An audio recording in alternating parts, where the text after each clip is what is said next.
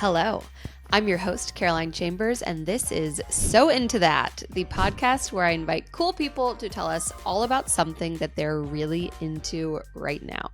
My first guest ever is Emily Oster, and I don't even know where to start. Emily is a professor of economics at Brown University, and upon becoming a mother herself, she realized that she could take her expertise in data analyzation to help other parents make informed decisions about pregnancy and parenting. She and I chat about what we're really into right now, including the soft pants that she can get away with wearing in a very serious work environment.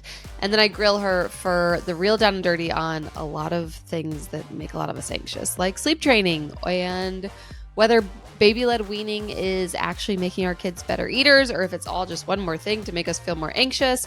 And of course, whether skipping the fall season of U4 soccer is going to ruin my son's chances at marrying a Spice Girl. Emily is my motherhood messiah. She is single-handedly responsible for making me a calmer, better, happier mother. Her research helped me stop stressing over every little thing and just learn to enjoy the ride, because she shows us that it's really hard to screw up a kid if we just try. Here's Emily. Okay, so Emily, welcome to So Into That. You are my very first guest, and I'm so pumped to have you because, as you know, because I send you like tribulations of my love and my friends' love. I send you screenshots of my friends being like, Emily Oster talked about you, Caroline. Caro, will you ask Emily Oster this question? And you know how much we adore you. And every single person who I meet who tells me that they're pregnant and they ask, what do I do? Any advice? I say, pick up the book Expecting Better by Emily Oster and do nothing else. Listen to that and chill the fuck out because she will help you do so. So I'm really pumped to have you on So Into That. And we're going to talk about some stuff that we're really into right now. I can't wait. I am such a big fan of you. As you know, I love your food. I love your approach to food. Sometimes your kids love my food. Sometimes my kids like your food because it's often in different bowls, and that's what they like. And that's you're great. That's I'm a big fan. Thank you.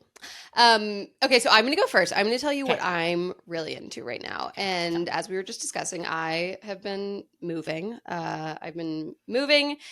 We bought this house in 2020. It's a 1960s post-Adobe, very California, cottagey situation. It was not not up to code. It had a lot of issues. So we renovated it. We spent the last 8 months or so renovating it, and we've just moved back in 3 days ago. And moving with 3 small children is like a special form of torture. It's totally. Dante missed that one in his circles of hell, but Dante, it would be like 5.5. 5.5, I think, is moving with 3 small. Moving with 1 small child, forget it. Moving with 3, what? Don't ever do that again. So I have the fortune this time. This is the first time, like you, I've moved a lot. My husband was in the military. We've moved a lot. It was always to a new place where we didn't know a soul, and so there was no one there to help us to do neighborly things. Every now and then somebody would come by. Nice to meet you, drop off a cookie, maybe that. But this is the first time, we lived here for 3 years and we're coming back. And so our neighbors who we adore, we're in Carmel Valley, California. It's very country. I'm looking at mountains and lots of trees. And we're in the country, and everyone in this neighborhood really knows each other. I think especially during COVID, everyone got to know each other doing our walks, daily walks. Everyone got to chat. And so we are moving back into a neighborhood where we have a lot of people who we love and who love us. And so my thing that I am so into right now is neighbors acting neighborly. And what I mean by that, day one, my neighbor Leslie texts me, I'm dropping off dinner in 2 hours. I know you need it.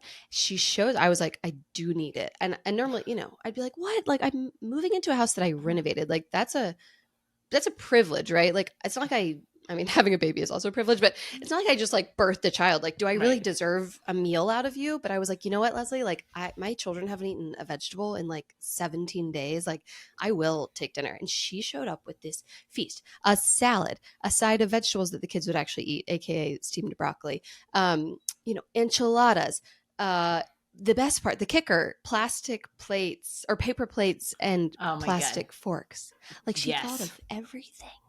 She thought of everything. And I was like, this is honestly, I've never felt so taken care of in my life. When I was postpartum, I was more able to like take care of myself than I was in that moment. Like I didn't have Wi-Fi set up to even order food. Like postpartum, all you're doing is like sitting there with a baby on your boob. Like I can order DoorDash all day long when I'm postpartum. The meals are lovely. You feel loved, but like, do you need them? I needed this meal and she showed up.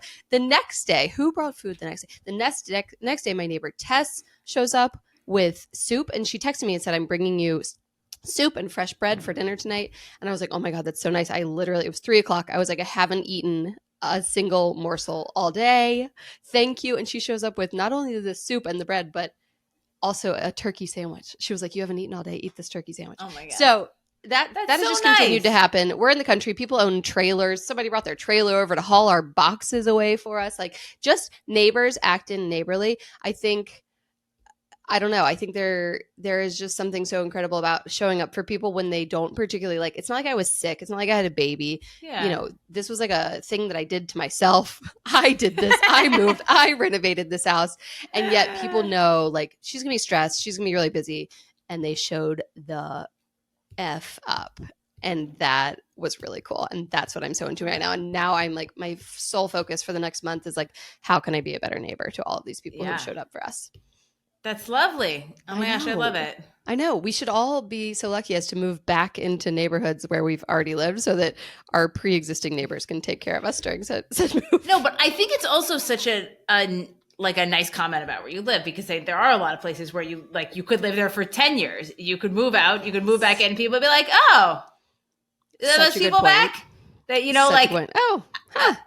neighbors. They put the lights on. I mean, the house that we moved, we know our neighbors some. But like the house we moved into, like the people hadn't lived in it for like 7 years, and I don't think like anybody noticed. They're like, oh, they're back from vacation. Like, oh, they're back from vacation. Like, oh, you're not kids. You're not Jill and Bob. I was like, no, we're not Jill and Bob. Also, Jill and Bob, like a lot of people who like used to work for Jill and like the like people like the drain cleaner guy was like. Is this Jilly? Are you working for Jilly? And I was like, no, we bought the house from Jilly. And he was like, oh, she was really tough. She was a tough lady. That's okay. Well, now it's decoded. Now we understand a little more. Maybe it was a little more Jill situation. Like, oh no, Jill's back. Oh no. Jill's back with children again. This time. Yeah. I have to say. So I told you, we like live in the country, and country people. This is our first house where we've ever lived in the country. We've always lived in cities or like at least a proper town. We are like in the country. Like we have a septic system, and country people love hobbies. And so all of my neighbors have hobbies. Like my neighbor Andy 2 days ago brought over like home cured prosciutto. He had like raised the hog, cured the meat, sliced it, and brought it over like with his kids in the stroller, handed me this plate of prosciutto. I was like, what the? During COVID, people were like making their own hand sanitizer from their wine distilleries because everybody makes wine in the country here. Everybody makes wine. So there's just lots of. Not only is it like if the apocalypse happens, I'm saying you should fly out here if there's planes during the apocalypse. Yeah. Get here and like we have the whole compound. We have wine. We have like sourdough bread makers. We have everything right here. It's a deal. All right, we have everything right here. All right, I'm there. All right, okay. Emily, what are you? Okay, well your thing was so nice. Your thing was so nice, and my thing is pants. Oh my God. Great answer. From Athleta. So my thing is like, yep. I don't really like hard pants anymore. Sure. Like most people post pandemic. And then I started doing like a lot of sports. And so I decided it was okay to like I started doing a lot of running. So it's like, oh, it's okay to like wear like athletic clothes virtually all the time. Like it only makes sense. But then, sometimes I go to my office. Like the other day I came in.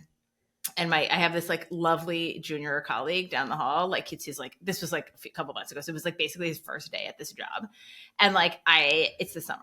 And so I'm wearing like a Lululemon shorts, like quite short Lululemon shorts and like a t-shirt and like from Lululemon. Just basically I'm just wearing my exercise clothes. And like, I don't think I was wearing a sports bra, but it was like a regular bra, but like basically just, that's it. And he's wearing a suit. A suit. Okay. Lay the scene. He's an economist. Yeah, he's like at a 23-year-old Brown University. economist. He's just been hired at an Ivy League university, shows up for like his first day in his office.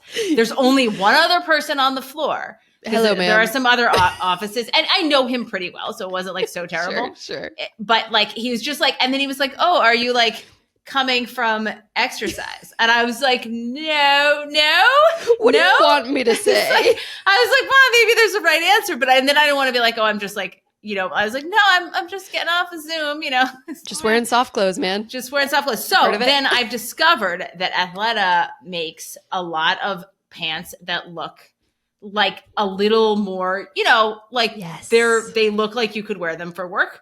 Yes. But they're basically sweatpants. And okay, so give us the deets. What's the name? So I like their like lined Brooklyn pants. Yes, I own that pant. Wearing it today. It's best travel pant. Yeah, it like you just like doesn't. It's great. You look like you're wearing a nice trouser, but surprise, exactly. But it's soft sweatpants. I know it doesn't have a waistband. It has a stretchy waistband. So I'm like really into that. Yeah, those pants. Yeah. Okay, I'm really into that too. Okay, so my favorite Athleta belonging that I talk about all the time is the Salutation Legging. The Athleta Salutation Legging. Are you familiar? Do you own it? No. Okay, I don't own this. Next time you pop in for a pair of work trousers to your favorite athleisure internet brand. website, where I purchase. Yeah. Mm-hmm. Yes. Next time you pop in, get a pair of Salutation Leggings. They have the huge pocket down the side of the pant to hold. I mean, I store like a full day's belongings in there. I've got my cell phone, I've got my earpods, snack, got, sandwich, my turkey sandwich from my neighbor, some self-care prosciutto from neighbor Andy in the right pocket. Like, I don't know if your kids did this when they were, mine are 5, 3, 1, but I get like little I get treasures. Gifts all day long. Treasures. There's a gift right here. Yeah, treasures all day long. Pipe cleaners rolled up. That's a snake, Mom. Okay. A rock. Rocks, Mom. This is a very special rock. And you can't let it go. And you have to make sure that you have it for at least an hour until their goldfish brain forgets. Yeah. Because if you lose it, Mom, that was my very special present that I made for you. So I've got rocks in those salutations. Like so many, you can store so many things. So This podcast episode is unofficially sponsored by Athleta because I am right there with you. I love the Brooklyn pant for travel. I first bought them when I was going to visit George. He was deployed in the Philippines, and I wanted to look nice when I needed to look hot. I hadn't seen him in like 8 months or something. Yeah. This is when he was in the Navy.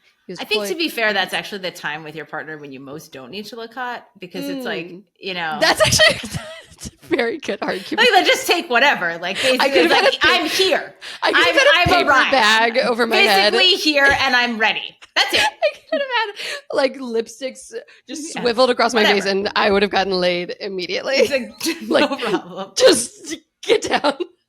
Don't talk.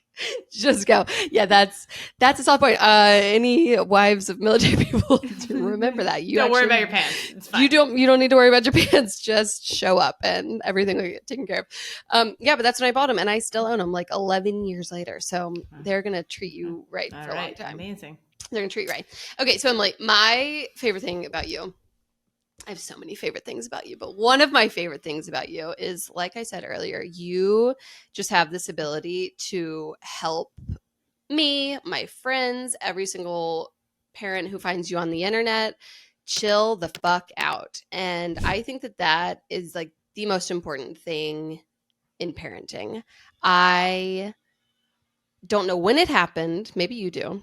I don't know why it happened, but I know that my parents were not this anxious and stressed about every single little move that me and my siblings made. And like, is it social media? What's your take on why do parents now feel like we have to do it, like everything right? And knowing like we're all intelligent, like we know there's no right answer, but like, why are we so stressed all the time? Why are we anxious? What's going on?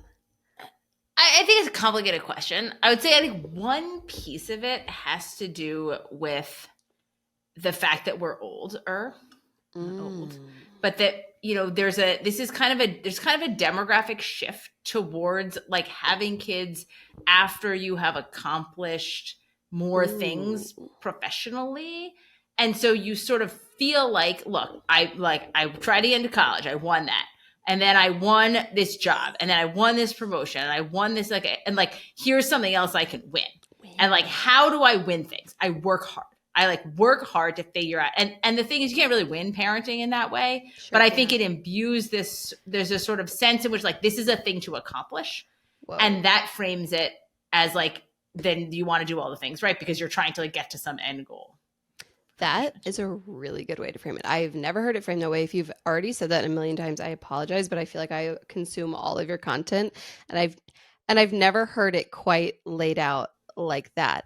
That's such a good point, that like women were having babies so much earlier. They weren't going to college. They weren't having jobs. They weren't like having this sense of I need to be fulfilled. I need to succeed. I need to succeed. I remember, I tell this story to new moms all the time.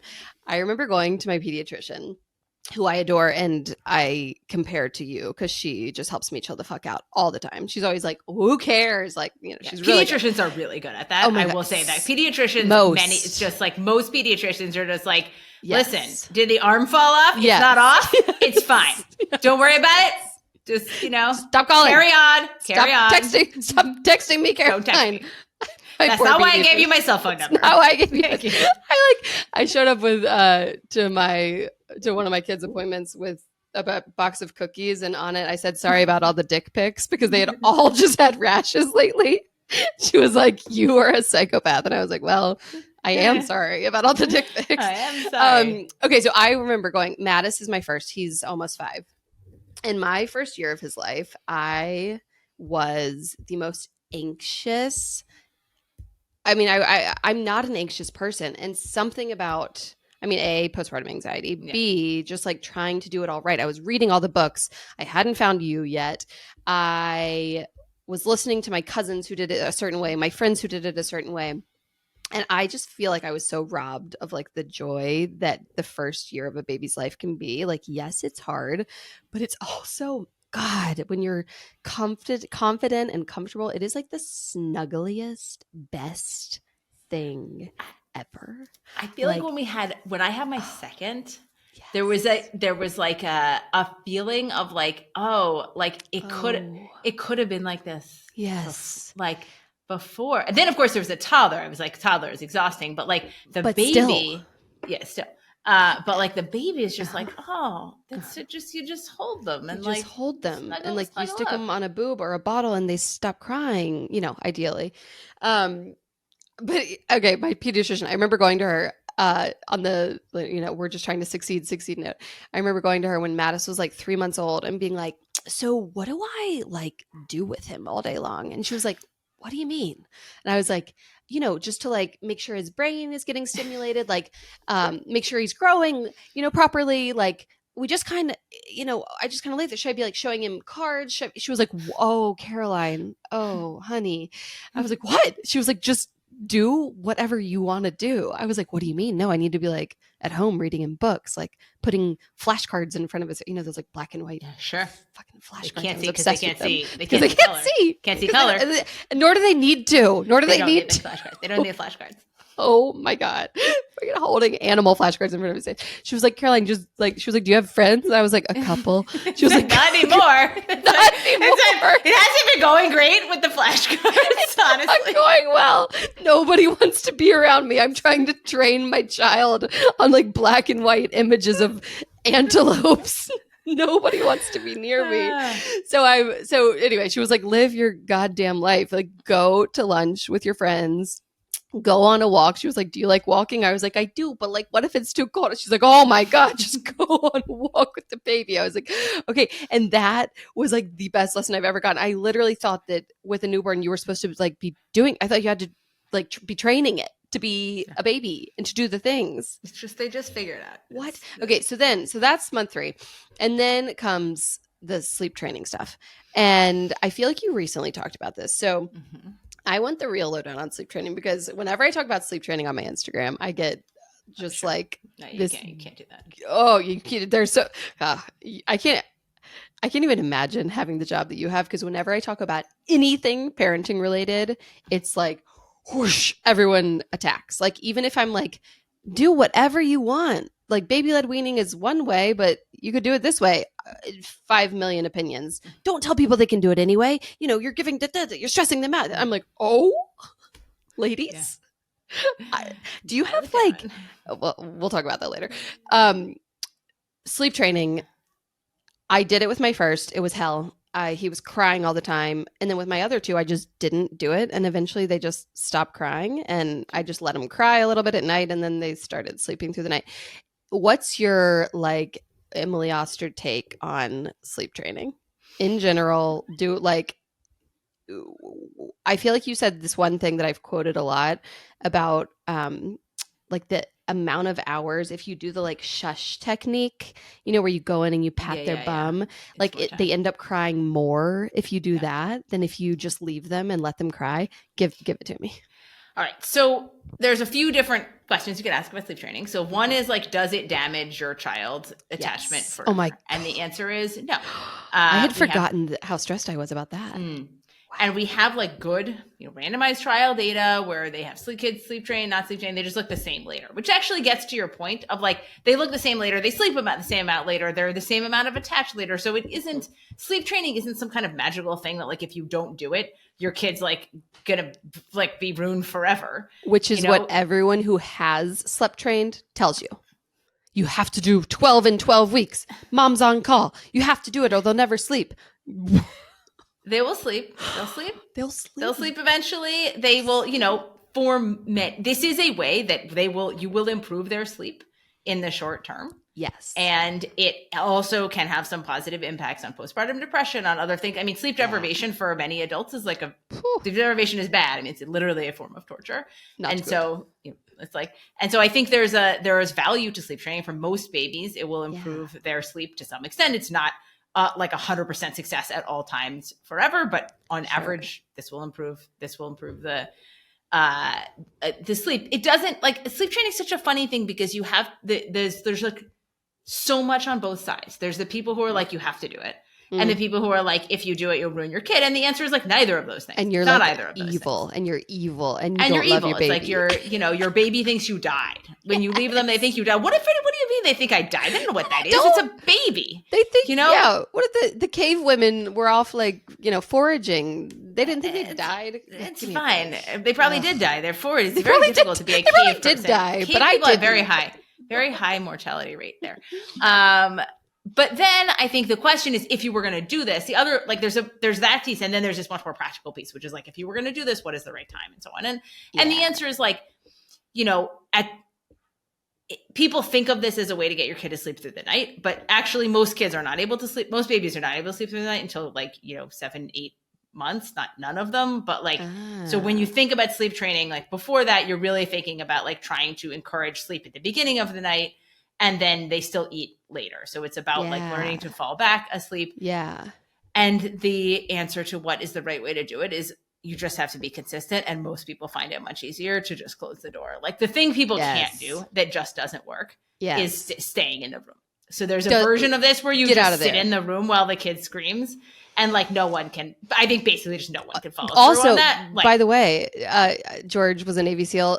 Being stuck in a room with a loud crying baby on an audio loop, that's a form of torture also. They do that. So don't stay in the room. Don't do that. In the room. Don't torture yourself. And just most people, you leave, close the door. And I'm a big proponent of so I basically, with Mattis, I did the like psycho schedule, feed them at 7 a.m. Oh, right.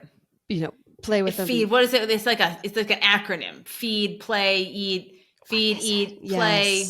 And Emily, I was so unhappy. Like one of my best friends remembers coming to visit me. We live downtown Carmel, and she came to visit at like, he's 2 months old or something. And she and her husband took him on a walk. And of course I was like, my heart was beating out of my chest. Like, what if they let go of the stroller? What if it rolls down the hill? What if it falls into the ocean?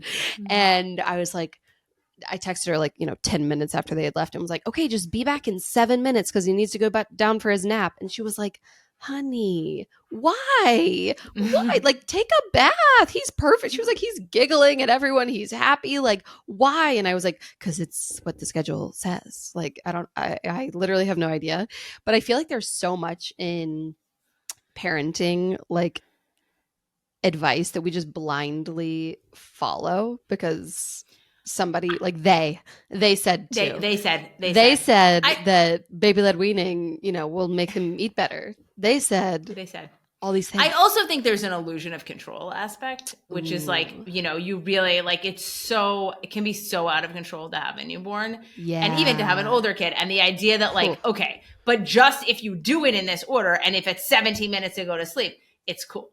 Like we're sort of looking for patterns and control where like there isn't any. My husband was like insisted that we record like the number of minutes that she ate from each boob, in like this spreadsheet. He put like a special computer in her nursery that would have like, you could like write down the numbers and then I would write down these numbers and he'd be like, why are all your numbers round numbers? Does she really eat just for like exactly 10 or 20 minutes? Like it wasn't, he's like, my numbers are more precise. And I was like, well, I don't know. Like, I guess it's just.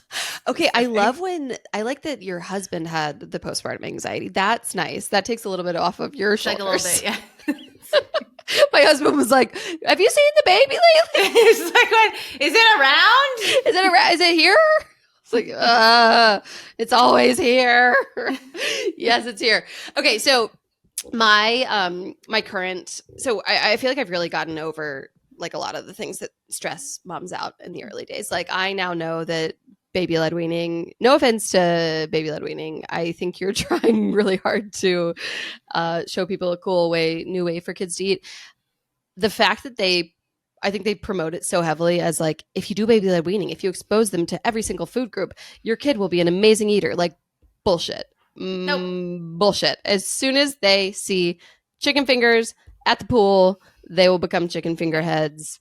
Forget your halibut. Don't you feel that for me, the argument for baby-led weaning, which I, by the way, did with my second kid and I thought was great, is just that it was lazy. Like, it was just easier because I don't want to buy all the purees, which just like rotted in my closet after the first kid. And I don't want to sit there and spoon feed it to him. Right. It's just like if you can get your own food, you eat it. Otherwise, you make do with the boobs. Yes, and then just get your shit together. So people, whenever they see my third, Cash, feeding himself a slice of pizza at age 6 months, they're like, "Oh, you're doing baby-led weaning. What are your tips?" And I'm like, just have 2 other children that you're focused on and a job. That's my big tip. Just like my big tip: be busy. That's the tip. Just care less because you don't have time to care. Like there is, I don't know. I oh my God, the amount of, I would get every single vegetable and cut it up into the perfect slices that they can hand hold it for Mattis. And guess what he eats? He eats chicken fingers. He eats bread with jam, but he refuses to have butter on it. He eats pizza if he's in the mood. Like that's it. That's what he eats. And he's going to eventually he's going to eat real food. Yep. I have a really good feeling about it that he's not going to go to college eating only chicken fingers. Totally. This episode of So Into That is brought to you by Scout Organic. Scout bars are my kids' absolute favorite snack in the entire world. This is what they want all the time. They reach for these. They're in the cabinet where they can grab them because when they are there, I don't have to feed their constant, "Mommy, I need a snack" concerns. Scout bars have 7 ingredients or less all the time. They are always organic ingredients. And they are always like, actual foods. This one, this peanut butter and jelly flavor has organic dates, peanut butter, organic strawberries, organic strawberry essence. That's it. That's the whole bar. And man, I'm telling you, your kids will devour these. My 1-year-old devours them. My 3-year-old, my 5-year-old, well, he's almost 5. They all love them. Try them out. ScoutOrganic.com. That's Scout with a K, organic.com, and try my code CARO for a big fat discount. I do feel like I have a good, if he does, he'll be fine. I do feel like I have a good grasp on like the, age 5 and below anxieties. Here's something that is current in my life that I want you to tell me to chill the fuck out about. Mattis is 5, as I've said. he is now deeply in extracurricular age, which is insane. He can't even kick a ball in a straight line. Why am I like dragging myself to soccer practice at 8 a.m. on a Saturday morning? Which is exactly why I opted out of soccer for the past 2 seasons. All my friends have been doing it since they were 3. I did it once. We've been moving. I've been writing a book. Whatever. I didn't want to. I was busy. I didn't want to. And then I watched the Beckham documentary, and I thought, did I just because I am not exposing Mattis to soccer at age 5, am I thus not giving him the opportunity to become obsessed with it, which then he will become David Beckham, and then he will end up marrying Posh Spice? Did I just ruin his chances at having a documentary on Netflix someday? You know what I mean? Yeah, no, you probably did. Yeah. That was, yeah. I mean, let me give you the counter example.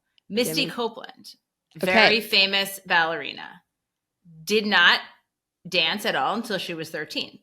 Then she became this incredibly successful ballerina. And you know why that is? Because Misty Copeland is a really, really, really talented ballerina, just like David Beckham is a really, really talented soccer player.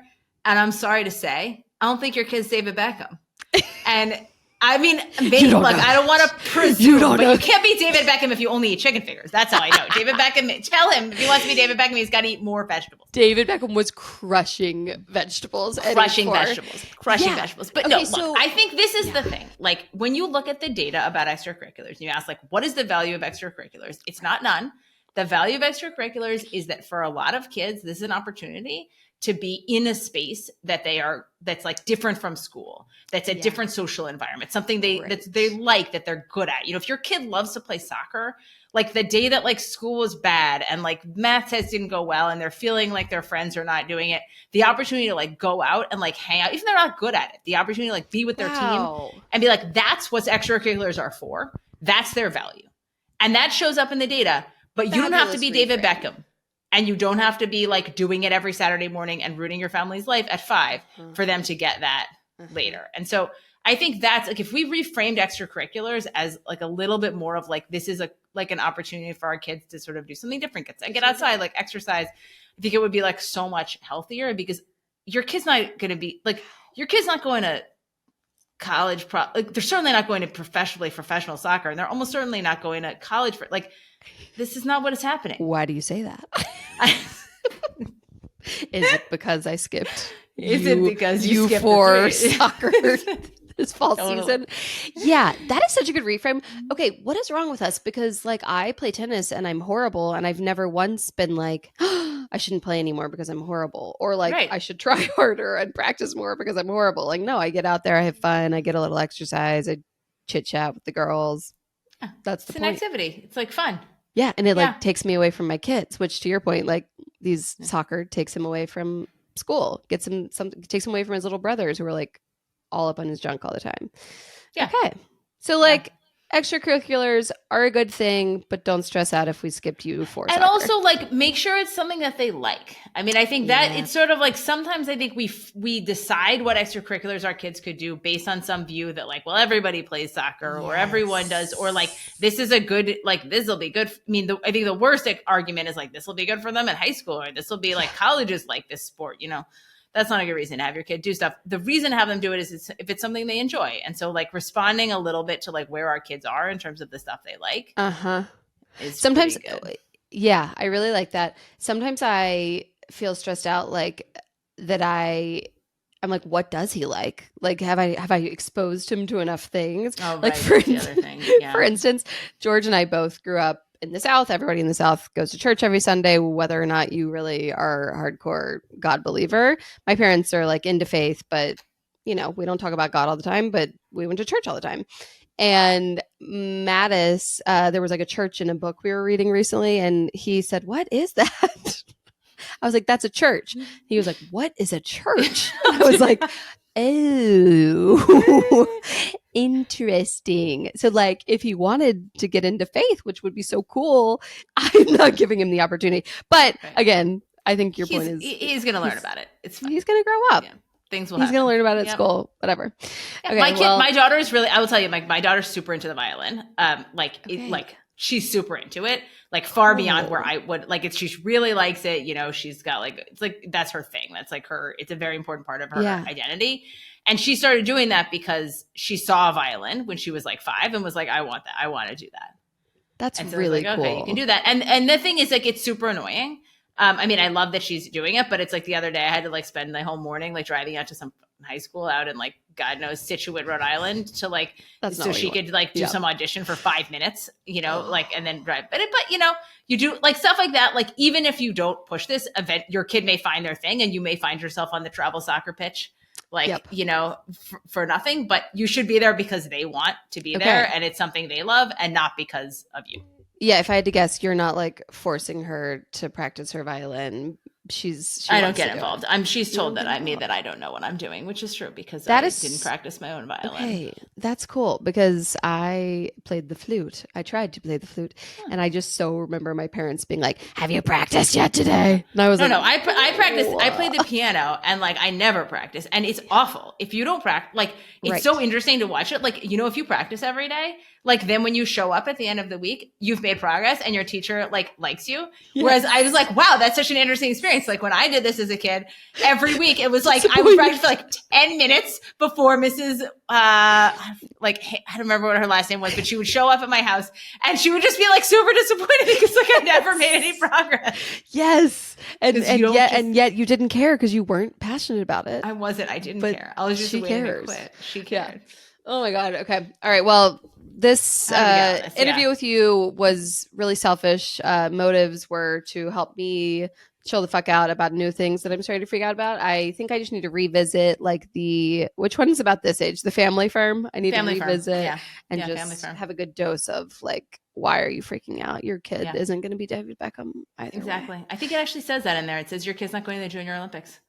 So Like, there you go. just get off your high horse. Now Not I the have- good way. I developed through some odd circumstances a number of I've developed some like sort of parasocial friends who are like professional athletes.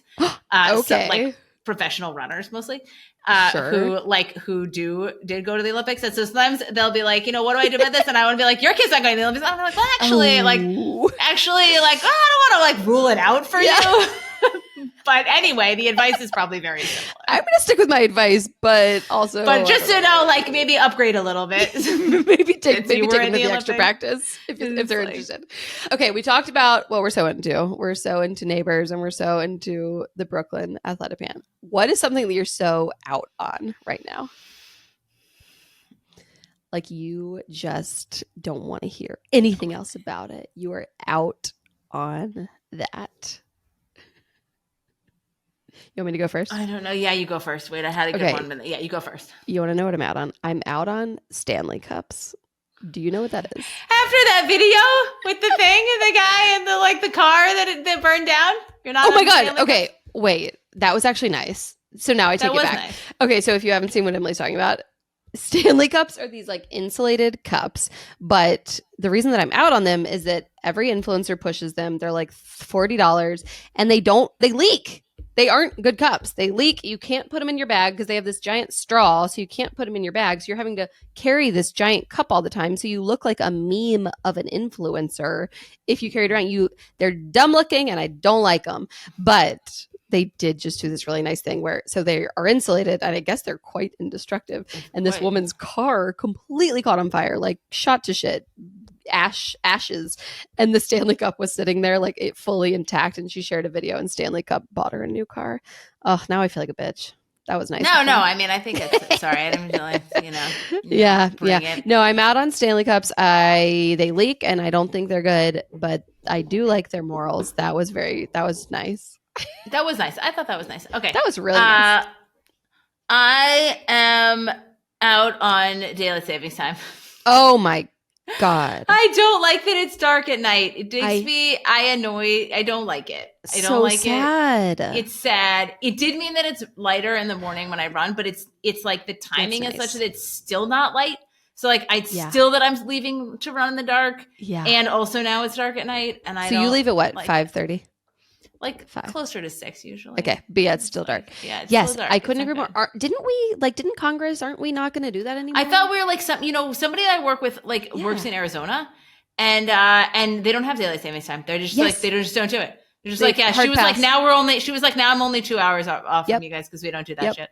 Yeah, we were talking about going on vacation somewhere recently, and someone was like, oh, we got to go between these months and these months because then there's no time change for the kids. I was like, what the where are we? Yeah, but I feel like in Rhode Island, Island couldn't do it as a state because basically we're in Massachusetts. Rhode Island is although very proud of it, it's basically I'm running to Massachusetts, some of the time in the morning. And so it's a little awkward if you're running into a different time zone. Meetings would be very difficult. Meetings would be confusing. Yeah. Rhode Island time or Massachusetts time. Yeah, it would be a whole complicated thing. But I really hope we drop that because I completely agree, especially when the kids get home from school and I'm like, okay, it's dinner time. And they're like, Mom, it's 4:00. I'm like, what? What do we do for the rest of the day? It's not time for wine yet? Yeah, no, it's not wine o'clock. And we find that our kids really like to fight their pants off in our house, but other places they're much more lovely to each other. Do your kids fight a lot? My kids really. No, my kids are I think the gender, the boy girl, yeah, little, 3 boys. Also, my daughter's 12. She's not fighting. Well, I mean, my 4-year-old and 3-year-old boys emotional. Emotion. My 4-year-old and 3-year-old boys fight nonstop. And when we are out of this house, they fight a lot less. Other people around, things to do. I don't know. A lot less fighting. It's just easier to parent them. We live Carmel Valley is all vineyards. So we go to a vineyard and we let them run around and we drink a glass of wine and it's lovely. But when it's dark out, can't do it. So I'm with ya. We're over freaking hate it. Okay. Tell me something in real life that made you laugh really hard recently. So an IRL LOL. So my daughter, we got into a thing at dinner where we all switched seats and pretended to be the other, the person whose seat we were in because my kids thought that would be funny. And my daughter did an impression of me, which was disturbing in its accuracy, which she basically, it's hard to replicate, but it was like the potatoes didn't cook and now everything is ruined and we're never going to have dinner again and I'm just throwing them in the sink and I guess I'll just go hungry and I'll cook for all the rest of you and I'll never eat anything. And then I was like, oh yeah, that's right. I mean, I peed my pants. I mean, it was so perfect on point. It was a little disturbing, but it's just so funny when kids do really, really funny shit. It makes it that much funnier because you're I didn't know that humor lived within you. I didn't know it was. I didn't know that was inside you. Okay, my IRL LOL from the week is that so George had to right before bedtime a couple of days ago. George had to discipline Mattis and whatever. He took a toy away. So Mattis comes out the next morning. Mattis kind of went to bed mad at George. He was chuffed. He was pissed at George. You took my toy. We get up the next morning. We've forgotten about this entirely because we're constantly taking toys away and having to discipline him. And Mattis comes out of his room in the morning for the first time with this huge Lego creation. It's wonderful. It's this big, the size of his torso. It's really big. And he holds it up to George and he goes, hey, Daddy, I made you a present. And George goes, oh, thanks, buddy. And he goes to hand it to him and he just purposefully drops it on the ground. It shatters everywhere. And he just turns around and walks back into his room. George was laughing so hard that he couldn't even get mad. He was literally, I haven't seen George laugh that hard in such a long time. And so I was so tickled. I was laughing so hard. And we just had the best. I don't know. Our kids, they're definitely at really hard ages right now, 4 and 3 and 1. We are parenting. A lot of kids in a small we are parenting range. Our asses off all the time. And it's exhausting. And this was just this moment of that is so fucking funny. How did you even come up with that? Okay. God, kids are funny. Yes. Okay. The last thing before we go Emily, what do you cook when you don't feel like cooking? And this is not a plug. It does not need to be one of my recipes. What do you cook when you like Quesadillas. really don't feel like cooking? Quesadillas. That's it. Such a good one. Do you put anything in them? Yeah, cheese, and then sometimes chicken. If there's like leftover chicken around, we'll just shred it up and put it in. That's it. Yep, you're the best. Thank you for being on my first episode ever of So Into That. Gosh. I'm so into you. It's going to be a good podcast. It's going to be good. Thank you. You're the best. That was episode 1 of So Into That with me, your host, Caroline Chambers. Thank you so much to Emily for joining me. You can find her on her Instagram at Prof. Emily Oster, and you can subscribe to her incredible newsletter at parentdata.org. And thank you to all of you listeners for encouraging me to get into the podcast game. I'm really excited to be here. It's going to be a fun ride. To help make So Into That a success, please be sure to subscribe so that you'll be informed when new episodes drop. You can find me on Instagram at Caro Chambers, and my weekly recipe newsletter, What to Cook When You Don't Feel Like Cooking, is at whattocook.substack.com.